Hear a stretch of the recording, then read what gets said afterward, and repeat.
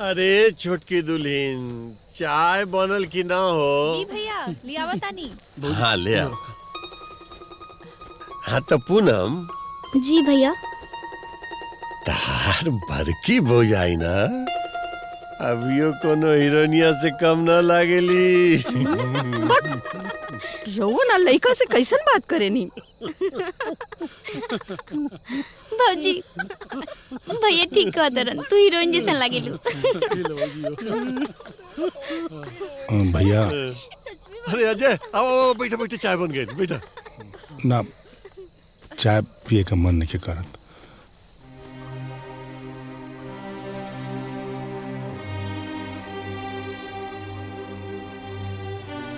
आपसे कुछ जरूरी बात करे के बा। हाँ तो बोल ना, क्या बात है?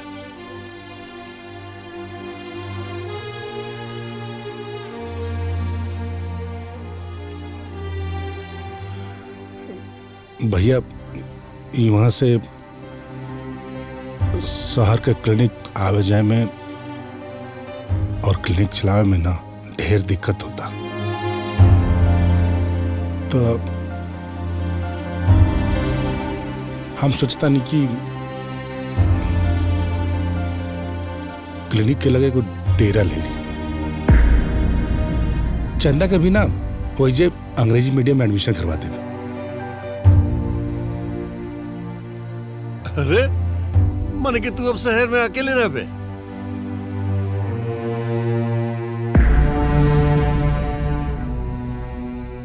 भैया जी, ओ यहाँ के रोज इतना मरीज देखे नी कि थक जानी। अगर क्लिनिक के बगल में कोनो डेरा रही ता अच्छा रही ना। अरे दुल्हन, लेकिन आजले तो कोनो दिक्कत ना भइल, अभी अचानक का हो गई।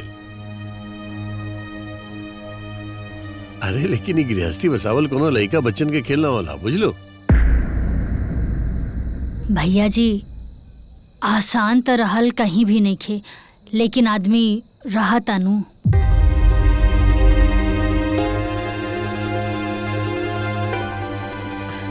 सरिता, घर गृहस्थी में तनी मनी टून टान तो होत रहेला ना। अब एकरा खातिर अगर ई सब के खातिर और तोहार तबीयतो ठीक नहीं खे रहत, वहाँ तू अकेले काम कैसे करबू? दीदी, वो हम अपन माई से बात कर ले बानी, कुछ दिन खातिर वो हमार मदद करे आ जाई हैं। दुल्हन लेकिन तू समझे कि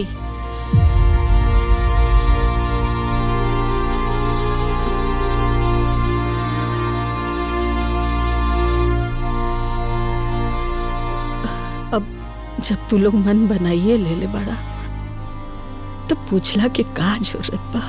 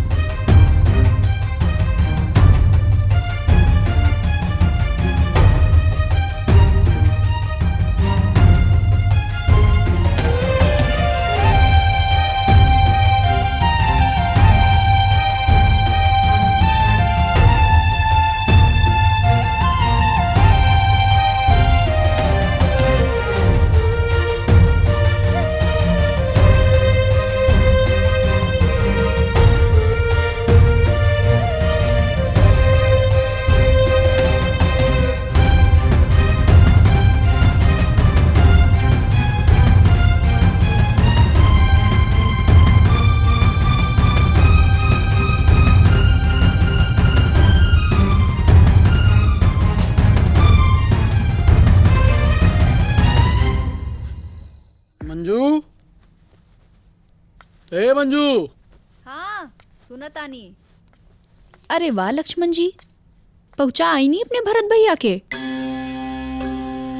कुछ बुझाइल कि जिंदगी भर बोके बने रहे? हमरा के घूर के मत देखी, बियाहे से पहले ही मेहरारू मरद के लेके निकल गईल। अब जही जब्बा वो बियाह के टेंशन लेवे, न काम के टेंशन न दहेज के टेंशन। बैठी सुनी, तनी ठंडे दिमाग से सोची। डॉक्टर भाई साहब के पता रहल ना कि कुल व्यवस्था उन्हीं की करे के पड़ी, निकल गई ना। अब जही जब्बा वो दहेज के बारे में सोचो, घर गृहस्थी के बारे में सोचो, और हम नौकरानी बन के दिन भर सबके सेवा करी, और रउआ दहेज के पैसा के लोट अपने कपारे पे लेके घूमी। ए जी सुनी ना, चुपचाप हमने की व्यवस्था बाही वाली घरवा पे करवा दी ना। अरे घर गृहस्थी व्यवस्था कईल इतना आसान बका? रउआ चिंता काहे करत आनी जी, हम बानी नू। हम बानी। अरे दुलरुआ बानी रउआ हमरा नैहर के, पाही के नैहर के सब लोग रउआ के अपने तरहती पे लेके घूमी। अरे कुल व्यवस्था कर दी हमारे नैहर के लोग, रउआ चिंता मत करी। ए सुनी ना, भैया से बात करी ना, चली ना, बात करी ना। ला ना पहले चंदा के बुलावा।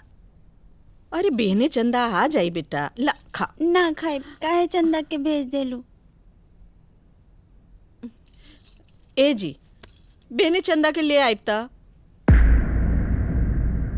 ले आइब ना बाबूजी, ले आइब ना बिहाने चंदा के। हाँ, ले आए बेटा, तू खा ले। चला खाला, बहने चंदा आ जाई।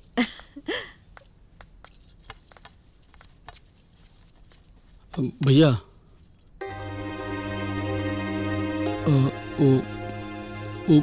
भैया एक बात, अब भैया हम कहा तू जाए के चाहता लड़का?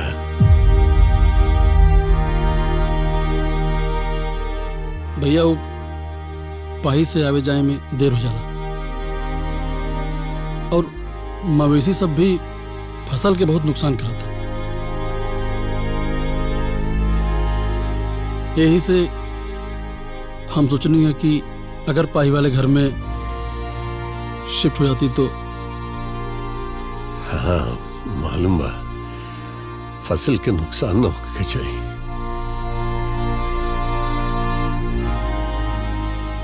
अच्छा तब अब राती के जैब की बियाने जीव तू।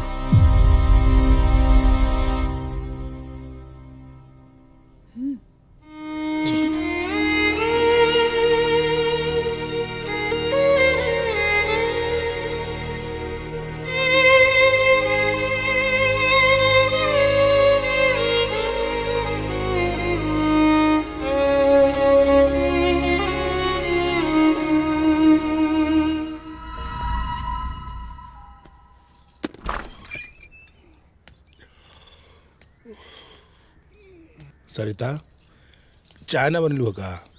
लौकत नहीं खे, बिटिया के तैयार कर रहल बानी। त तनी पहले उठ जाए चाहत रहा। अरे आदमी हैं, कोनो रोबोट ना। बैग किन्ने बा? बेडरूम में। बेटा स्कूल कैसन बा? पापा हमरा के बड़की माई के लगे जाए के बा। हाँ हाँ, अच्छे से पढ़ाई करियो। ले चंदा के स्कूल छोड़ई। अरे अभी हम मुंह नहीं की धोले, कुल्ला नहीं की कइले, ई को ड्यूटी लगाओ तारू। हाँ तो चंदा के छोड़ के जाई। वो है जे रोज छोड़ जाला भैया।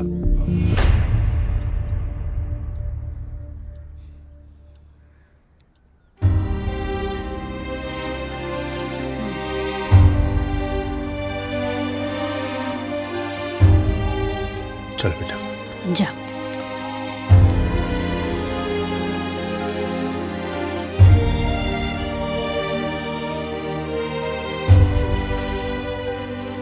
पापा बड़की माई लगे कब लेके जाए? हाँ बेटा, तारा के ले चलब, जल्दी लेके चलब। बड़की भाई के लगे जल्दी ले चलब। ठीक बा। दीदी, ए दीदी। अरे दीदी प्रणाम। रवि खुश रहा। जीजा जी। रवि बाबू प्रणाम। जीजा जी आइए, बैठी बैठी।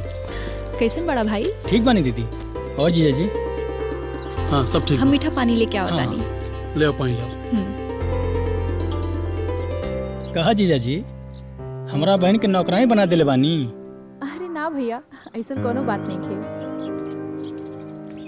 ले आओ। रवोली ठीक बा पियो।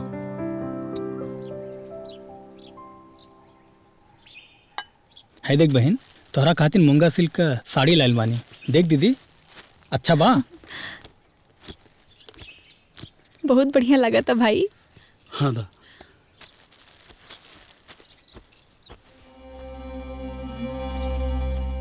ले धर।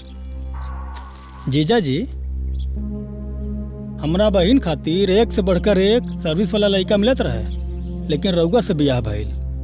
काहे कि हमरा बाबूजी के बाद रउआ भैया से भइल रहे। भाई, हमनी के गृहस्थी के नया सिरा से शुरुआत करतानी जा। थोड़ा सा पैसा की मदद चाहिए। अरे बहन, काहे ना। 1 2 3, अच्छा 2000 ला। जीजा जी, दूसरा के सामने हाथ पसरला से गृहस्थी थोड़े न चली। शादी ब्याह कैला के बाद नैहर के जिम्मेदारी खत्म हो जाले। फिर भी तू चिंता मत करा, 1000-2000 खातिर तोहार भाई पीछे थोड़ो ना हटे।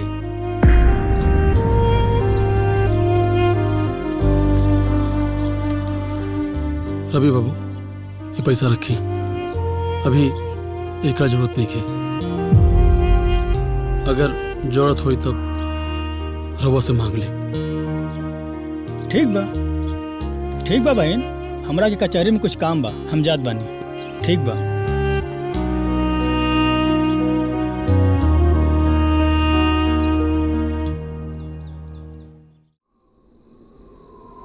मंजू, ए मंजू। हाँ। हैला, ये तोहरा दवाई धरा। हाँ, टोटली 2500 के भइल है। 2500 के? और ना तका बाबू कब सुतल है? बस अभी तो खिया के सुतौनी है। अच्छा। पूनम के फोन आयल रहला। हाँ, तो का कहत रही है? पूनम के बियाह तय हो गई ना 21 लाख में। 21 लाख रुपया? उहे तो, इतना पैसा दिया ही कहाँ से? अच्छा भाई, ये मुसीबत से बाहर आ गई नी जा। अब फोन आई ना तो कह दे कि हाथ खाली बा। हाथ खाली बोलना से ना हो जाई। हाँ तब इतना पैसा आई कहाँ से बोली? जब कहत रहनी कि धान पिसान बिकाता तनी बचा के रख ली तो ना बड़का हरिश्चंद्र बनत रहनी, और अब दवाई के पैसा खातिर सोचे के पड़ता। हाँ, तो का करती? घर में चोरी करती का? बता देता नहीं, अगर रहुआ अपन मनमानी करब ना तो हम चुप ना बैठब। बहुत हो गई। अच्छा, लड़े खातिर कमर दर्द ठीक हो गई? कमर दर्द ठीक हो गई? बेईमानी करी। का बेटी, पढ़ाई लिखाई चलता कि ना? और बाबूजी, बड़की में कैसन बाड़ी? बहुत अच्छा बड़ी तोहार बड़की माई, तोरा के बहुत याद करेली। देखा, भुलाइए गेला नहीं कि हम बिटिया रानी खातिर इतना सारा चॉकलेट लाइल बानी। यो भौजी खूब याद करेले। जा बेटा, जाके पढ़ाई करा। अरे चाय के का भइल? भौजी ठीक बाड़ी ना? हाँ, ठीक बाड़ी। चीनी तो लिखे ना? चीनी तबा? तेरा पता बा ना भैया का शुगर बा? हम दूसर बना देता नहीं। अरे नाना बेटी, एक दिन अगर चीनी वाला चाय पी लेम तो का बिगड़ जाई उसे। भैया लीना।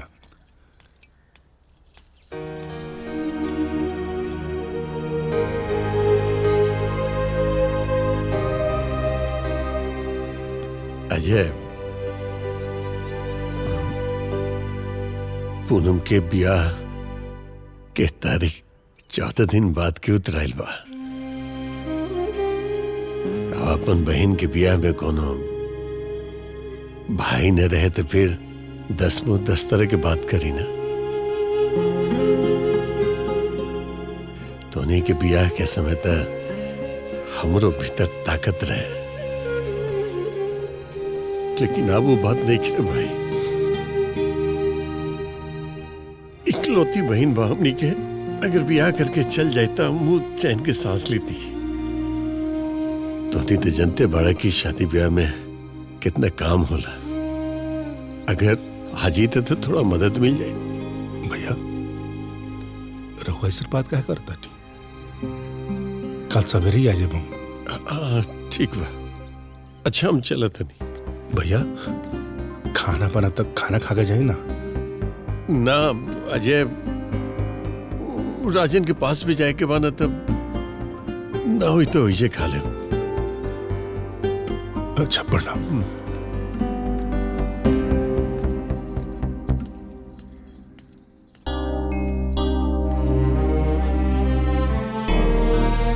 शादी के खर्चा के बारे में कुछ ना कहनी, व्यवस्था कहाँ से हुई?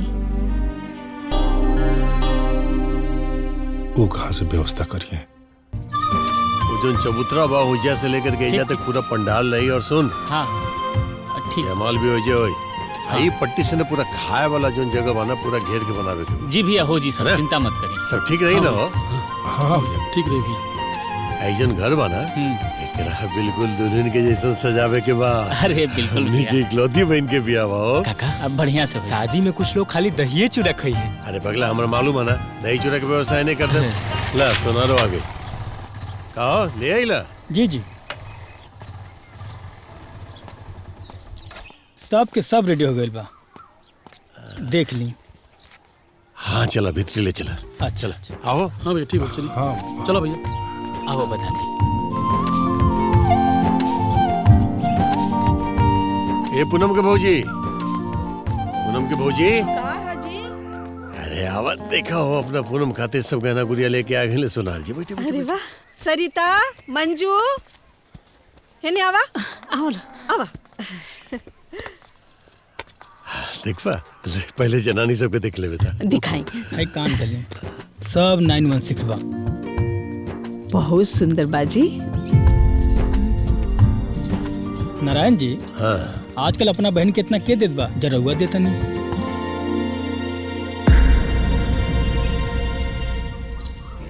अच्छा नारायण जी, हाँ पुर्जी में सारा हिसाब किताब लिख देले बानी, ठीक बा? सब पर 916 का मार्क बा और वजन भी लिख देले बानी।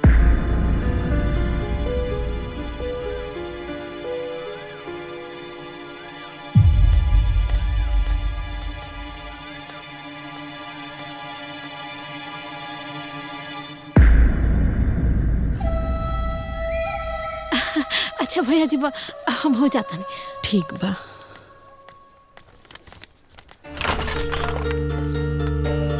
आई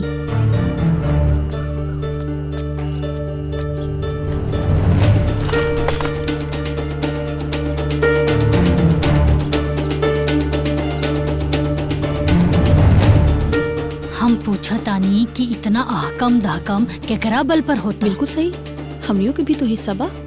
बड़का भैया हमनी के साथ ऐसे ना कर सकेली। भैया इतना खर्चा करता लेकिन एको बेर पैसा खातिर निखन बोलत। अरे हम न सब बुझतानी, बड़का भैया कुल बचा के रखले बानी। आज जब कम पड़ी त हमनी के कपारे पे आके गिरी। ला कम पड़ गए इतना दा जालो न त इज्जत चल जाए। हमरा से बर्दाश्त ना हो रहल बा, यही से हम बोल देतानी। खेती गृहस्थी से लेके डॉक्टर भैया के कमाई के पैसा सब तो बड़का भैया के हाथ में न जात रहल ह। कुल चुरा के बचा के रखले हो कब, अब बहिन के पीछे लुटावत आनी, तभी न लोग वाहवाही करी। वारे बड़का भैया।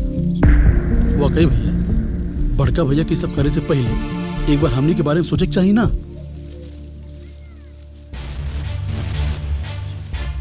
चलो चलो नहीं से पूछल जाओ। हाँ चली। आवा पूनम के भौजी जाके रख दे सब संभाल के। जी ठीक ठीक बा। बात है।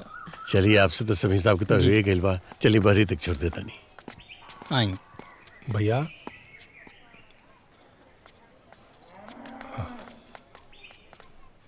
अच्छा तो ठीक बा, आप चलिए हम आके मिलता नहीं आपसे। जी ठीक, नमस्ते। हाँ बोला। अरे कोनो बात बा का हो?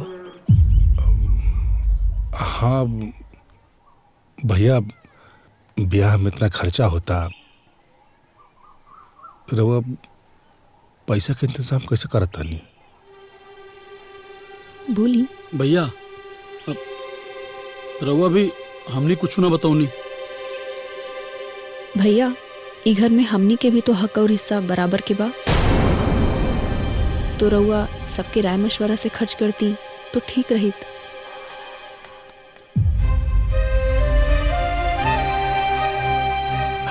तय में इतना टेंशन लेवे के का जरूरत है भाई। तू लोग ना पैसा रुपया के चिंता उनता ना करा। भाई जी यह बात कह कह के त हमनी आज ले अंधार में बानी। आखिर जौन कमाई भइल हा ओ कमाई में का बाचल हा, और जौन बाचल हा उहो कमाई त हमनिए के बा ना।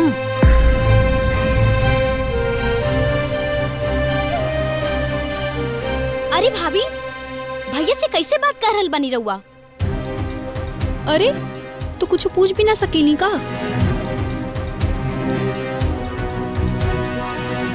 हाँ मंजू, काहे ना पूछ सकेलू।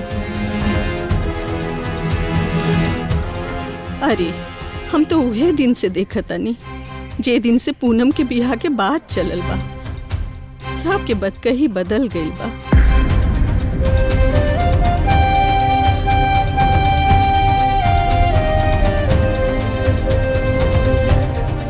ये पूनम के भैया बता दी ना कहाँ से पैसा के इंतजाम करतानी, बता दी लोग के।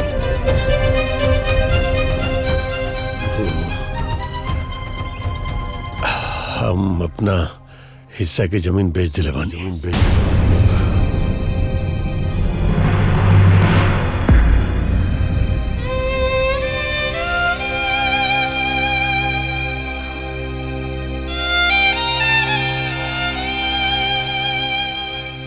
खाली अपना हिस्सा की जमीन?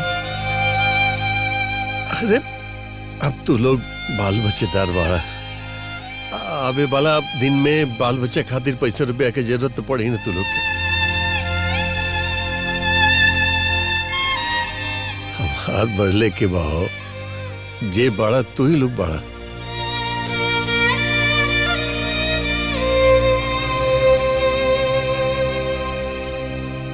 अब रहल तोहनी के कमाई से बचल पैसा के बात त उ सब के जमा करके हम तोहनी खातिर जमीन ले बानी।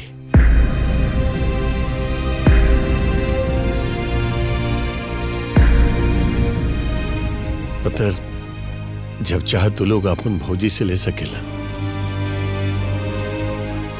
बस रउआ लोग से हाथ जोड़ के विनती बा, ये बिहा खुशी खुशी हो जाए दी लोगन।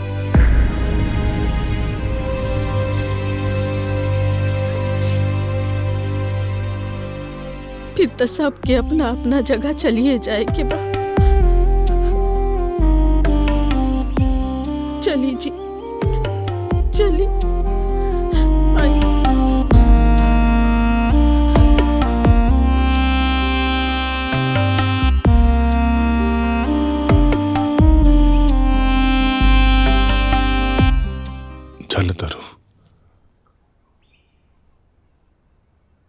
भैया अकेले अपने हिस्सा के जमीन बेच के पूनम के ब्याह करल चाहता।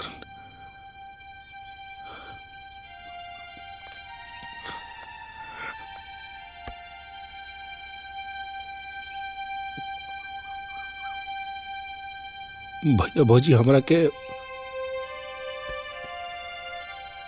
ई सोच के डॉक्टर बने लोग कि हम वो लोग के हाथ बटाइब, कि हम वो लोग के मदद करब।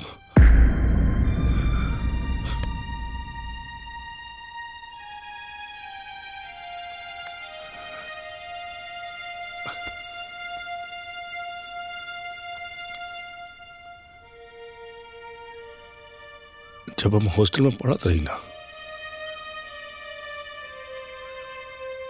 तो भैया अपना कपार पर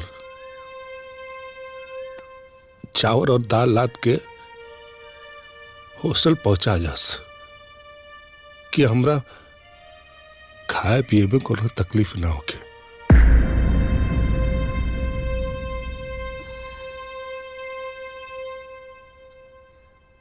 एक बार था हम ऐसे ही बोल देनी कि हमरा सूते में दिक्कत होता,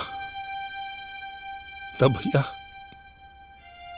अपना कपार पर खटिया लाद के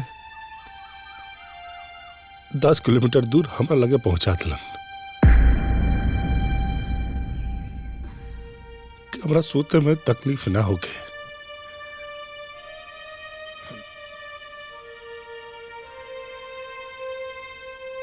आज भी भैया हुए करत तरन जौन जीवन भर करते आइल बाड़न।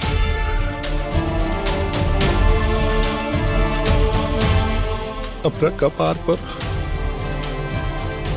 पूनम के बियाह के बोझ लाद के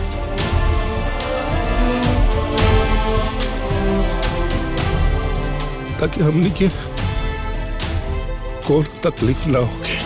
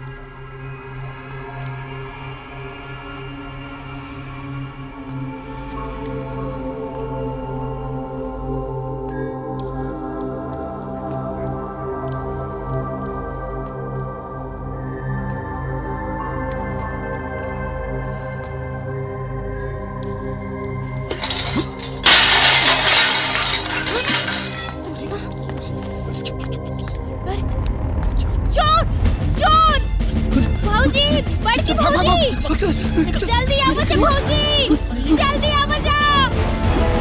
कहाँ जाता है? हाँ? पकड़ो उधर से, पकड़ो।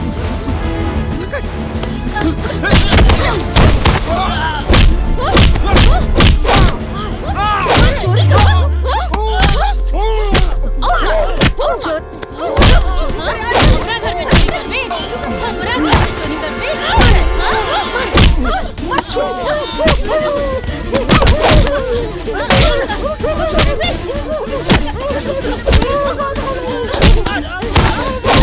छोड़ दी छोड़ दी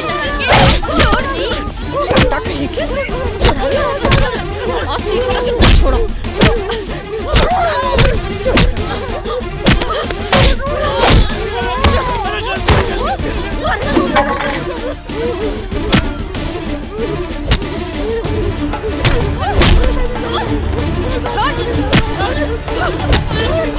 छोड़ ना, छोड़।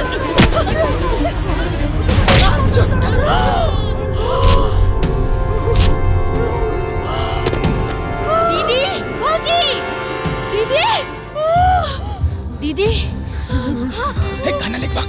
दीदी, दीदी, भाग लेके खाना। दीदी, भौजी,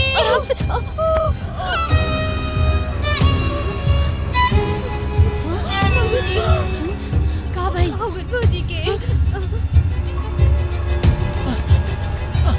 ये पड़ा मरने की से नहीं था।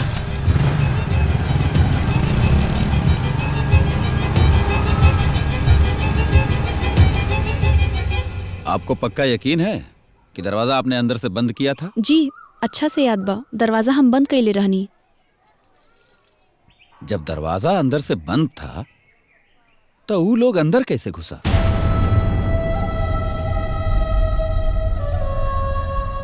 किसी न किसी ने जरूर दरवाजा अंदर से खोला होगा।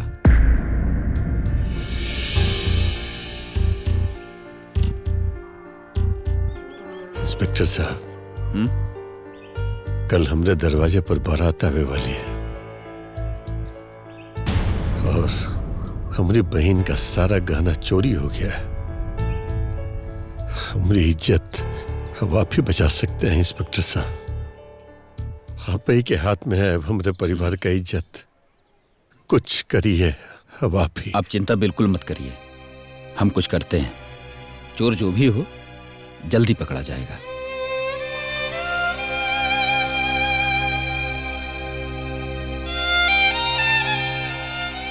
हवलदार जी सर, चलो। समधी जी बार बार कहते रहे कि ब्याह में कोनो तरह की दिक्कत न होके के चाहिए। का जवाब दें उनके हम?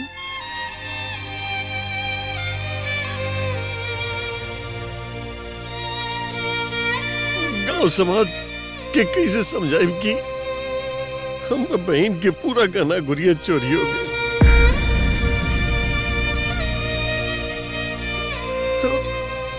और हमरा बात के मानी है? पता ना हमार परिवार के कर नजर लग गइल बा।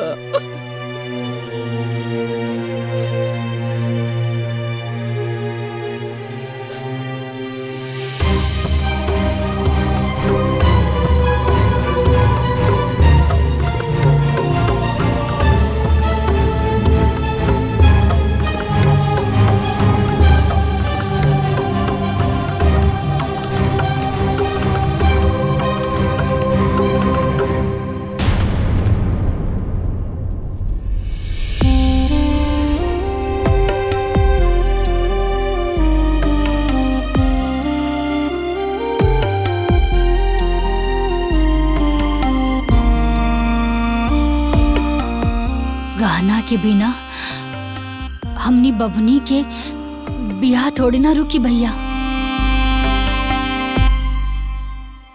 हमनी के शादी के गहना बानू।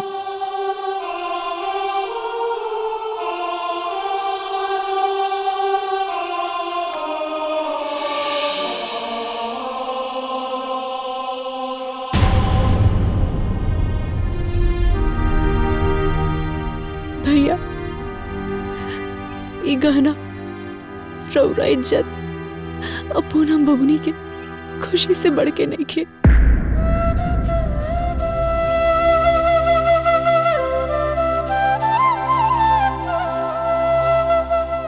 हमनी नादानी में बहुत गलती करनी भैया,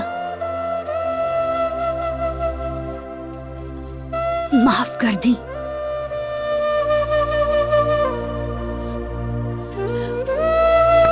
भैया गहना हम पहन के का करब जब जेठ जी के पगड़ी उतर जाई।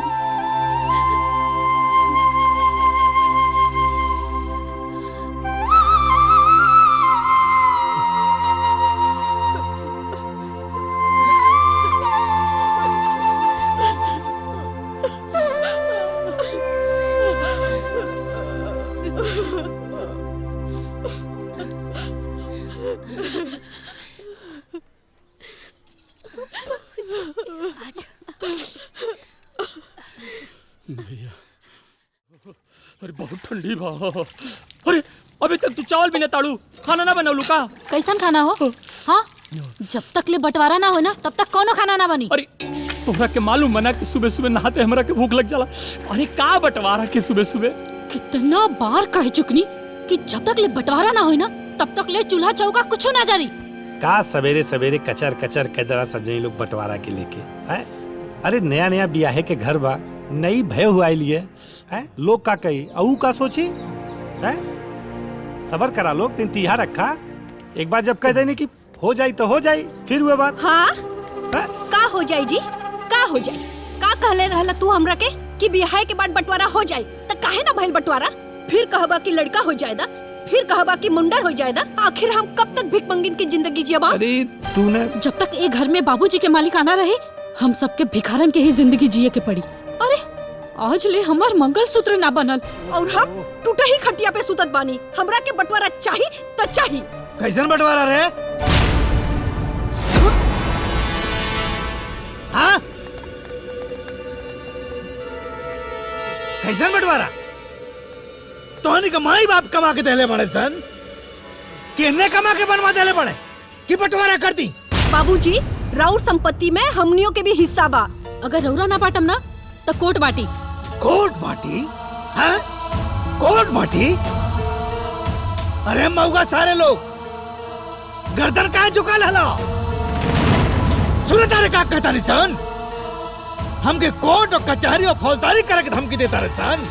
बोलते काहे न रे? पाल पोस के सारे इतना बड़ कहनी तोहनी के बंटवारा करे खातिर रे, कोर्ट में जाए खातिर। अब जबले बंटवारा ना होई हम अन्न के एगो दाना भी ना खा। तो मर जा, खाए भी ना मर जा सन। तोरे बाप की प्रॉपर्टी ना होगी बांट ले लोग। बंटवारा ना होई तो ना होई, प्रॉपर्टी हमार, संपत्ति हमार, तुम लोग बट पूजा। कान खोल के सुन लो लोग, ये घर में बंटवारा ना होई तो ना होई। बंटवारा करिए, बंटवारा करा तुम लोगन। नाना जी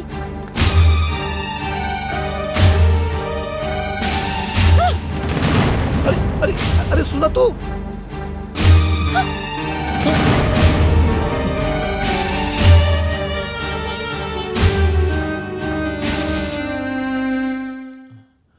बाबूजी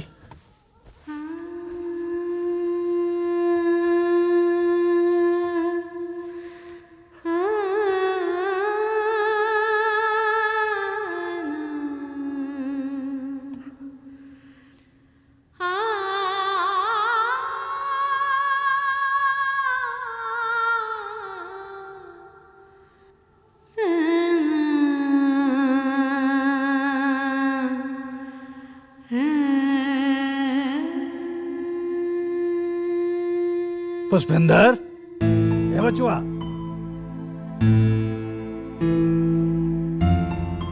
प्रेम, सुनो तारा बचुआ। ए बेटा, हम लाख दुख उठौनी,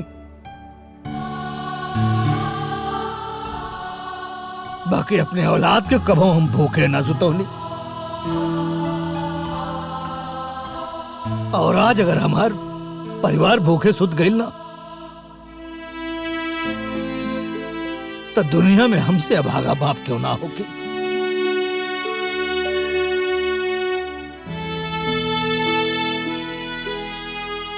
बड़को, अरे हम तोहनी के बाप आई रे, और बाप तो अपने औलाद के खुशी चाहेला। अब तोहनी की खुशी बंटवारा में बात बंटवारा हो जाए। काल हम कर दे बंटवारा, लेकिन बंटवारा से पहले कम से कम एक आखिरी बार सब लोग साथ में परिवार के साथ खाना खा ला लोग। बेटा प्रेम, ए बच्चा, बोल दी कि आवता नहीं जा। प्रेम, ठीक बा बाबूजी, आवता नहीं जा। ए पुष्पेंदर, ए बेटा। ए जी, कहीं ना आवतानी। आज रे। हाँ बाबूजी, आवतानी। आजा बचवा, आजा। हम बिल्कुल ना चाहत रहने कि हमारा जिंदा रहते ही घर का बंटवारा होके, लेकिन तो हम लोग उनके जिद के चलते हम मजबूर हो गए। नहीं तो बंटवारा का प्रक्रिया शुरू कर जाओ। बाबूजी ये लोग के हिस्सा दे दा, हमरा के हिस्सा ना चाहिए। ना ना ना ना ना, बिल्कुल ना। हम के अपने पूरे परिवार के ना अपना पीठ पे नहीं खिट होवे के, कुल का के देख लेनी, सबके जिम्मेदारी उठा के देख लेनी। तू 2 पैसा कमाता रहा, तोहार मेहरारू 2 पैसा कमाती है, ता अपन जिम्मेदारी संभाला लोगन, बस हमार हो गई। बबलू जी नाना जी। सामान निकाल बचवा।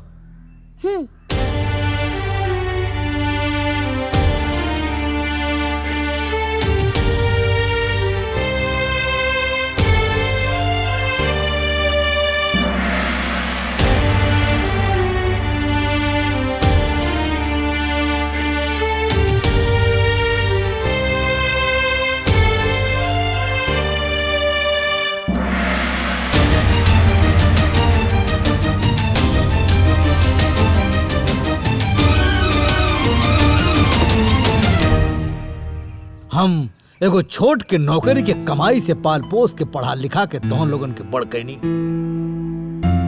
एगो धागा में पिरो के यहाँ तक ले आनी। आज वही परिवार की वही घर की बंटवारा करे में बड़ी तकलीफ हो रहा बा। लेकिन अब हमरा लागता कि ई घर के ई परिवार के सुख शांति ई बंटवारा में ही बा। काहे से कि तोहनी की जिद के सामने हम मजबूर हो गए नहीं। इना ते हम बंटवारा तो कर रहल बनी, लेकिन ये बंटवारा हमारा शर्त के मुताबिक हुई और उस शर्त तो हम लोगों के मानने की पड़ी। मंजूर बा? मंजूर बा? मंजूर बा। मंजूर बा कि ना? बोली ना। हाँ मंजूर बा। अरे बोल बा। मंजूर बा। बंटवारा हम पर्ची के माध्यम से करब। जे जौन पर्ची उठाई ओमे लिखल समय ओकर होई। बबलो। जी नाना जी। पूछ बेटा मंजूर बा? मंजूर बा। बोला लोग।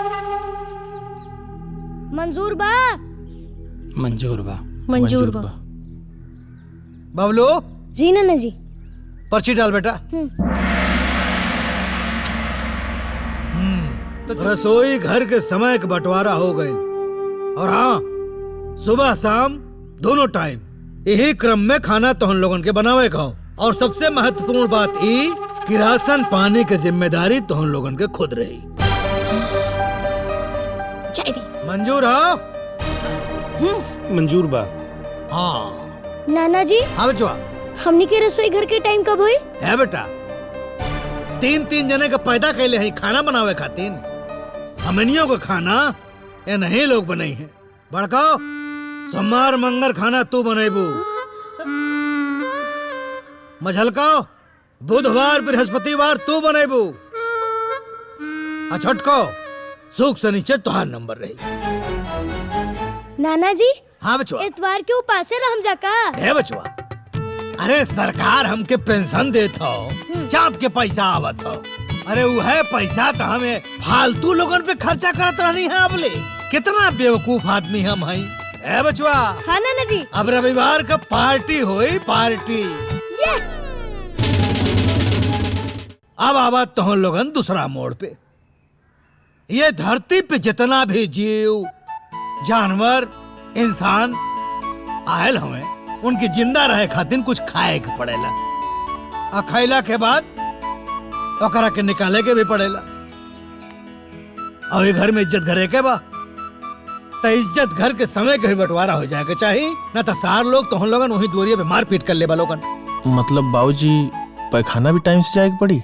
हाँ बाबूजी अगर केहू के आगे पीछे लग गई तब तो ढक्कन लगा के रखिया लोगन, दूसर कोनो रास्ता ना हो। बबलू। जी नाना जी। इज्जत घर के समय के पर्ची डाल बचवा। हाँ ठीक बा।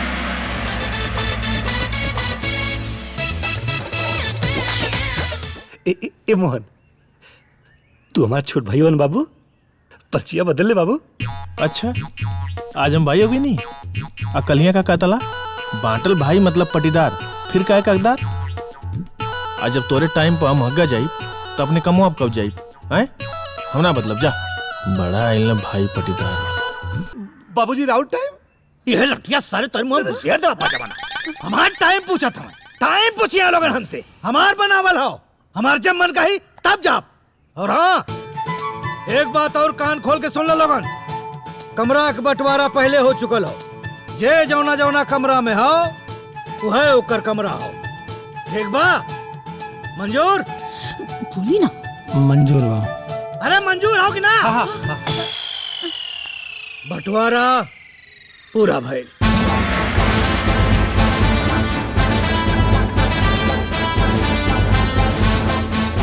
बाबूजी, माई के गहना के बंटवारा ना होई का? कहीं बेईमानी करे के तो मन नहीं खे।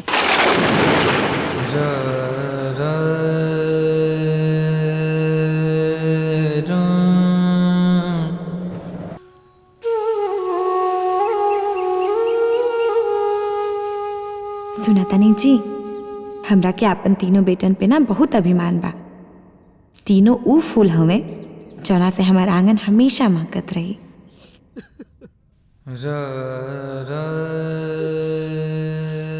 तोहरा अपना लेखन पे बड़ा अभिमान रहने मीरा।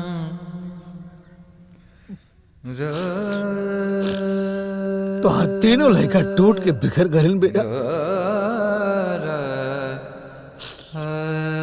तोहरा आंगन के फूल मुरझा गए, सब खत्म हो गए।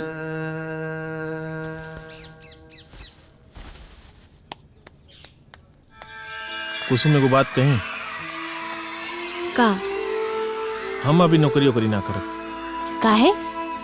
फिर से राउर मन में वहम बैठ गई? कितना बार कहीं राउर स्थान हमरा मन में बहुत ऊंचा बा। लेकिन दुनिया की नजर में हमारा का स्थान बा हमके पता बा। आज हमके हमारा औकात पता चल गई, हमके ही नौकरी नहीं करेगी बस। काहे पागल नियर बतियावत नहीं?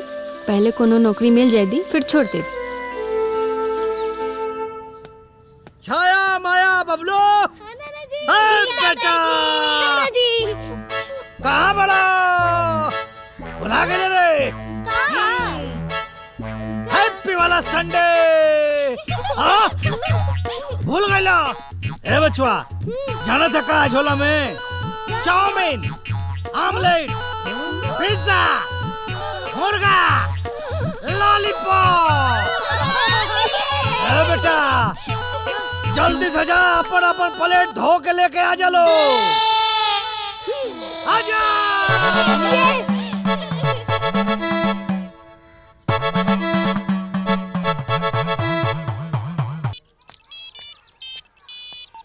हेलो जी सर, नमस्ते सर। अच्छा जी सर,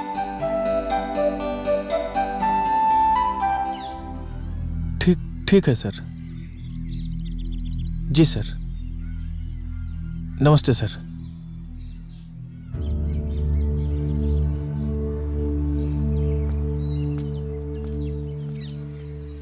कुसुम, का भइल जी? केकर फोन रहे? स्वास्थ्य विभाग के साहब के फोन रहे, नया नौकरी लग गई। अरे वाह, ये तो बहुत खुशी की बात बा। रउआ उदास काहे बानी? अरे टेबल के नीचे से 15 लाख की डिमांड बा। अब इतना पैसा कहाँ से आई? और बढ़िया नौकरी बा, अगर हाथ से निकल गई तो जिंदगी भर अफसोस रही। तो रउआ बाबूजी से बात करी ना एक बार। ठीक बा। हमरा से कहले कोनो फायदा बा? हमार जितनी सामर्थ रहे वो हिसाब से तुहार उस जगह काम लगवा देनी। अब इससे बड़ा कुछ करल चाहता रहता अपने दम पे करिया बच्चा, हमारी हिम्मत नहीं खे। हम रउआ लोग के ऐसे बोलनी है कि परिवार वाला बात बा, तो सबके पता रही तो अच्छा बा, सबके बतावल जरूरी बा। बाबूजी के नाम से 50 लाख के इंश्योरेंस बा। 50 लाख? 50 लाख? 50 लाख? 50 लाख? देखनी बुढ़ऊ, रउआ के खून पसीना के कमाई ले जाके 50 लाख रुपया जमा कैले बा। अच्छा ये बाबू, ये बताई ना, ये पैसा मिली कैसे? अरे भाभी, इंश्योरेंस के पैसा या तो पुजला के बाद मिलेला या तो आदमी के मुअला के बाद मिलेला। हाँ, एक काम किया जाए, आजे बाबूजी के लटका के फांसी में घर में मुआ दिया जाए। चुप, उनको कहीं का करे? बाबूजी के इतना मोटा तगड़ा शरीर फांसी पे कैसे लटकी रहे? कहो भैया, अगर बाबूजी के मुंह पे तकिया रख के उनका के मुक्ति दिला दिया जाए तब। देखा भैया, तू हमेशा पंचर साटे वाली बात कहाँ करला हैं? अरे इंश्योरेंस के पैसा जौन होला ना, वो नेचुरल डेथ के बाद मिलेला, आकस्मिक मौत के बाद ना मिलेला। आज जब बाबूजी की आकस्मिक मौत हुई ना, तो पूरा छानबीन हुई, घरे पुलिस आई और सब जानी के जेल में चक्की पीसे की पड़ी। अच्छा बाबू, ये बताई, इकर कोनो उपाय तो हुई ना? उपाय तो बा भाभी, लेकिन तोहन लोग कब पैबा? अरे काहे ना करे के, रोरा बताई तो। हाँ बाबू, बतावा, हो जाई। एक मिनट, मान ले कि हमने निकम्मा बानी जा, गरीब भी बानी जा, लेकिन मोहन, बाबू के मरला के ख्याल तोरा दिमाग में कैसे आयल रे? भैया तू फिर वो पंचर साटे वाली बात कर डाला ना, तू बार बार ही पंचर कहाँ साटाला? अच्छा बतावा, हमारे दिमाग में काहे ना आई? जो ने स्कूल में हमके हेडमास्टर की कुर्सी पे बैठे के सपना रहे, वही स्कूल में बाबूजी हमके झाड़ू मरवावत हूँ, पोछा मरवावत हूँ, खाना बनवावत हूँ। और तो और लड़कन के पोटा भी साफ करवाओ हूँ, वो हमरा मेहरारू के सामने कैसे कैसे एगो नौकरी का हम व्यवस्था कैनी। तो बस घुसे ना उनके देवे के है, कहत हो बिना घुस को तो के होके तो होग नहीं जो। और वैसे भी अब बाबूजी की जिंदगी के कितना दिन बा, 5 साल 10 साल, इससे ज्यादा ना। उनकर कब्र में तो पैर बा। अब उनके 5-10 साल पहले मरले से तो हम लोग के गरीबी आ हमार बेरोजगारी खत्म होत बा, तो का प्रॉब्लम बा? अरे भाई ये में कोनो प्रॉब्लम नहीं है। अरे चलत फिरत निकल जाए तो ठीक है न रही। बाकी ये काम बड़ा समझदारी के साथ होके के चाहिए। देखा, ये काम बहुत जिम्मेदारी से होके चाहिए, कौनो चूक नहीं के होके चाहिए। अरे कौनो चूक ना होई। राती में जहर देवे की जिम्मेदारी हमार, और दिन में जहर देवे के जिम्मेदारी हमार। ए भाभी, ए भैया, लेकिन तुम लोग कसम खा कि ये बात कुसुम के पता ना चले की चाहिए। ना बाबू, ना पता चली बाबू, ना चली ना, ना चली पता, ना पता चली। हाँ देखा, हमके बहुत दिक्कत हो जाई। हेलो। अरे बाबूजी के जहरवा दहलू की ना? अरे हमार रात के बेरा ला बात कर। हे भौजी, ओकरा के फोन था। हाँ ला बात करा। Hello hello. अरे सोना दहाओ जाए कोयला पर छापा, तू नहीं खे चाहता कि हमार दिन दशा बदले। अरे जाना जल्दी, बाबूजी के जहरवा पिलाओ ना। अरे मोरी मई।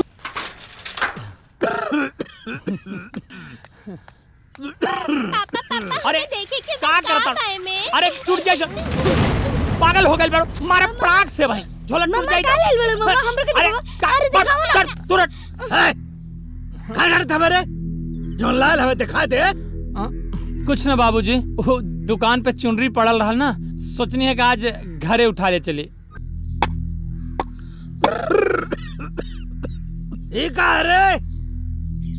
रे बिन सारे हरियर बास कहाँ कट ले हो? अरे वो खटिया के पौआ में ठोके के बा, कम से कम रोज रोज गिरे से तो बचाब।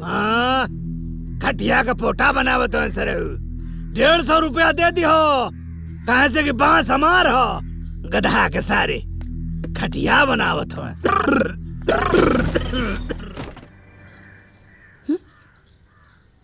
ए बिटिया, जा देख क्या हुआ, सुतत है कि जागत है? ठीक बा माई। हाँ।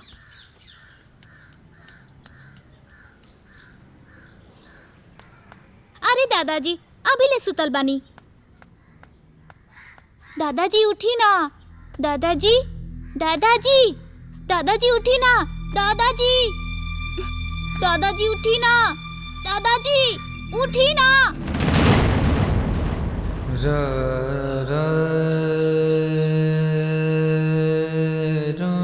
माई, दादाजी अभी ले सुतल बड़े।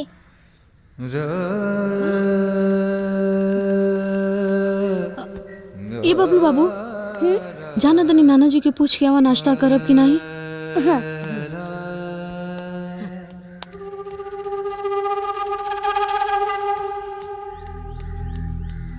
नाना जी, ए नाना उठा ना। नाना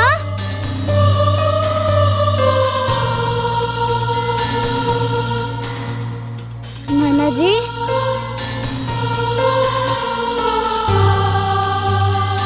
नाना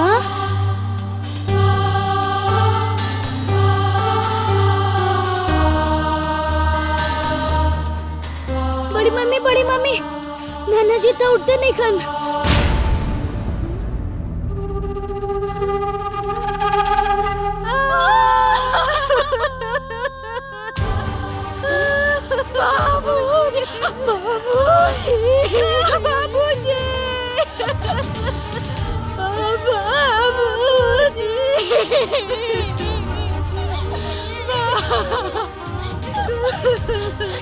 कहाँ छोड़ के चल गया है बाबूजी?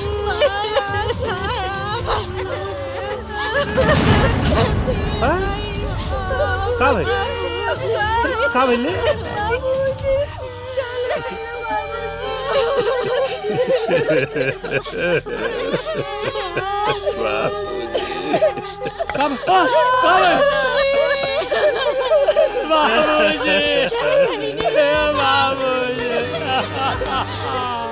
का भाई? बाबूजी बाबूजी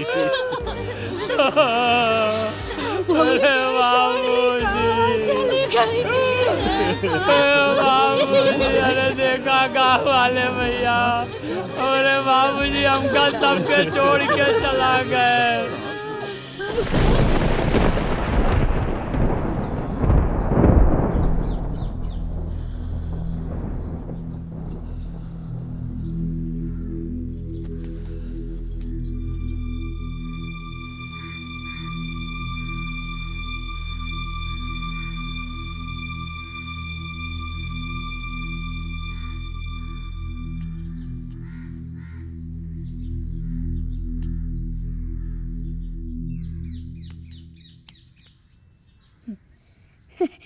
नाना जी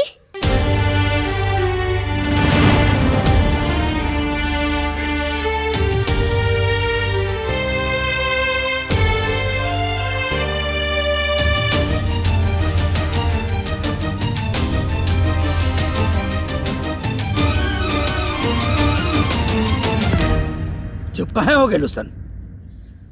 रुआ और रुआ इतना हमारा मरला के खुशी के आंसू रहला ना, तो लोगों के सदमा लग गल होई कि जहर दिहला के बाद भी बुढ़वा जिंदा कैसे हो गई? हाँ? अरे नमक हराम, अरे जौना के तोहने जहर समझत रहला, अरे वो हमार दवाई रहे, दवाई।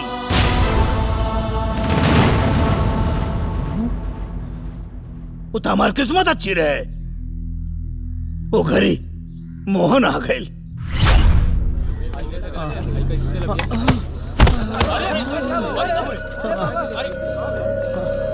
बाबूजी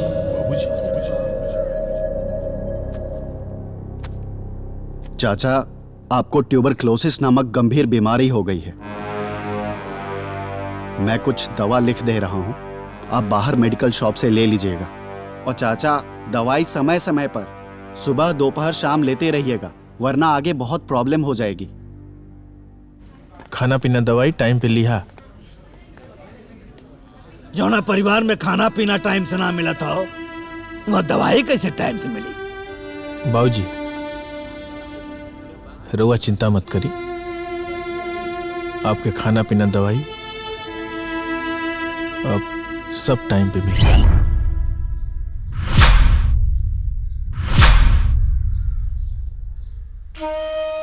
अरे नालायक लोग, पूरा जीवन कमा कमा के तोहनी के पलनी आ, तई 50 लाख रुपया के जीवन बीमा कहां से आ जाई? ए पे कभो विचार करला आज तक? खोपड़ी में भूसा भरल तोहनी के, ना सोचला एको बार? हाँ? हट!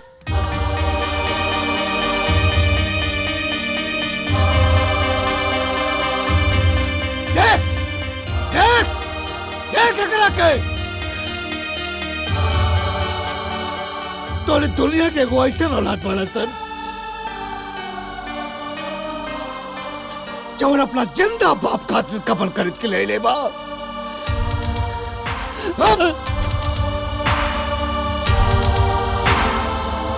और ताई बाबूजी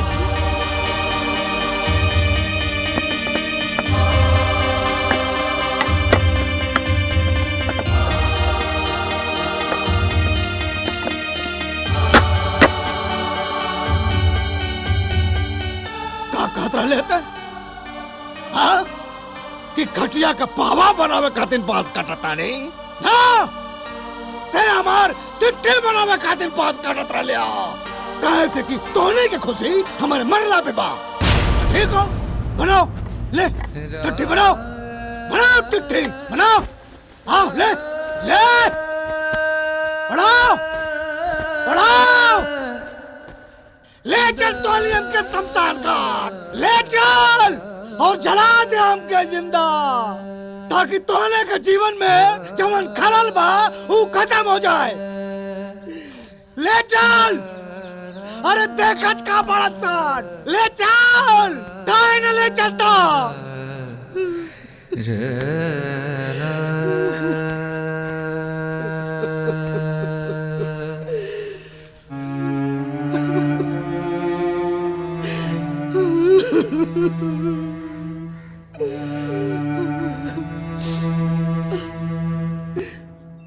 के जियावे खातिर हम मरत रह गए नी। तोने हमके मुआवे खातिर जिया तरस से। हाँ? अकेले तोने के बोझ उठाने पूरा जीवन सारा आज तोने में बोझ बन गई नी।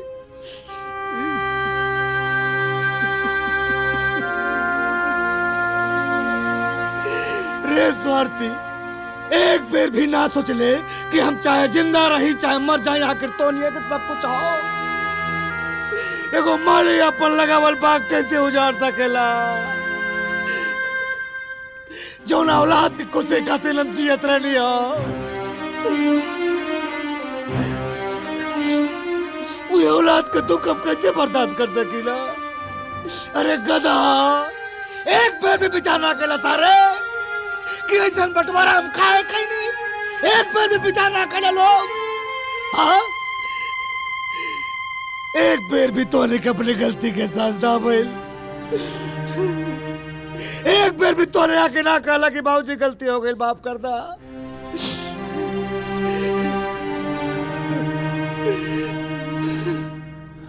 प्रभु,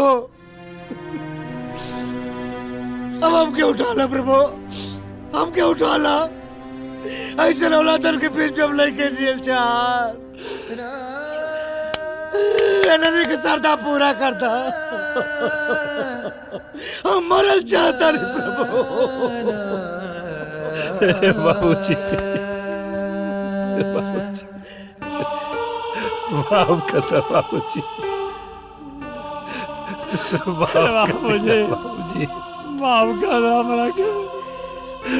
बाबूजी, माफ कर दो बाबूजी, बाबूजी, ऐसा गलती ना होए बाबूजी, माफ कर दो बाबूजी।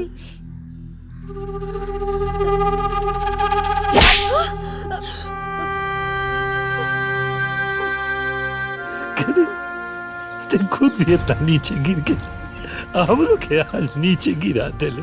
अरे अब मैं कर पराज कैसे करी, कैसे करी?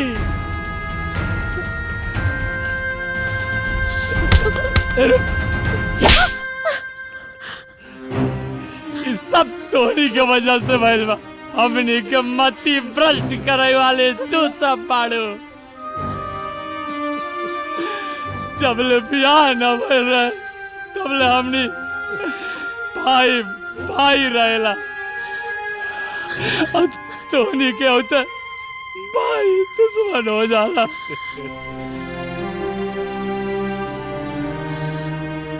बेटा बाप के दुश्मन हो जाला। ये सब तू कहाँ से सीख के आवेला रे कि घर में होता है तोहनी के बंटवारा हो जाला? बोला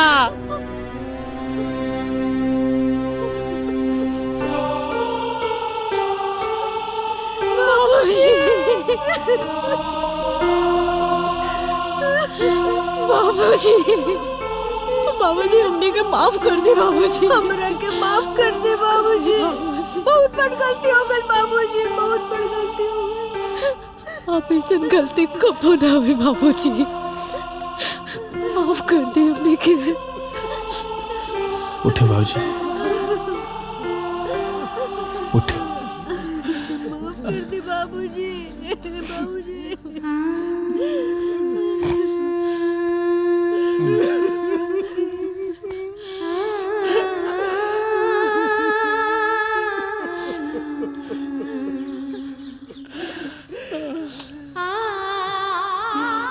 बाबूजी,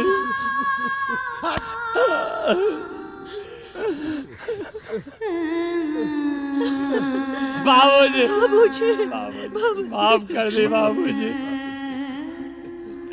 आज के बाद कौनो गलती ना करब ना बाबूजी। बाबूजी, अगर लोग अपन गलती मान लेला तो इंसान दुश्मन के भी माफ कर देला। और ये लोग तो आपके अपन औलाद हो। माफ कर देना बाबूजी। आपन पसंदीदा फिल्म देखे खातिर डाउनलोड करी दंगल प्ले ऐप।